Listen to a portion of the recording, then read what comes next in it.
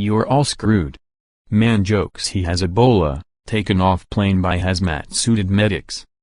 An American passenger was booted off a US Airways flight and screened after reportedly joking that he had Ebola and telling the rest of the flyers they were screwed. During a flight from Philadelphia to the Dominican Republic, the 54-year-old American, who remains unidentified, reportedly yelled, "I have Ebola, you are all screwed," according to the Dominican news outlet Diario Libre. He also yelled out, "I've been to Africa," an airport official told Fox News Latino. He didn't yell bomb, but he might as well have. After the supposed joke was aired, there was noticeable panic and concern on the airplane, which was carrying 290 passengers. The plane was isolated as soon as it landed in Punta Cana, where a medical team outfitted with hazmat suits boarded the aircraft and removed the passenger.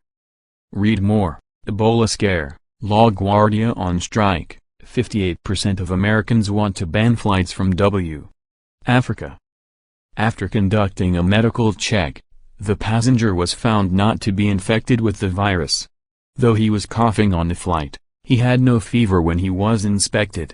He had never been to Africa, either. In a video captured by a passenger, an African American can be seen being taken out of the plane by medical officials.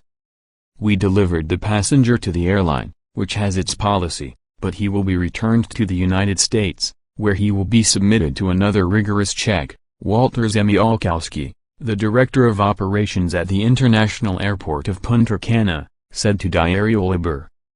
Meanwhile, the Ministry of Public Health said there was a passenger suspected of having Ebola, but that the results were negative for the virus. "It is absolutely false the information that states that through the Punta Cana airport a person suspected of being sick with Ebola arrived in our country," said Eduardo Rosario Badiard, the ministry's communications director. Other passengers were kept from leaving the plane for almost 2 hours until they were allowed to leave. "We apologize for any inconvenience this may have caused, but the safety of our customers and crews is our main priority," US Airways said in a statement to Fox. Of course, concern over Ebola is the highest it's been since the outbreak began in West Africa. This week, the first patient to be diagnosed with the virus in the United States died, sparking calls for action and even travel bans from politicians and pundits. The U.S. announced on Wednesday that it would begin screening incoming travelers at 5 major American airports.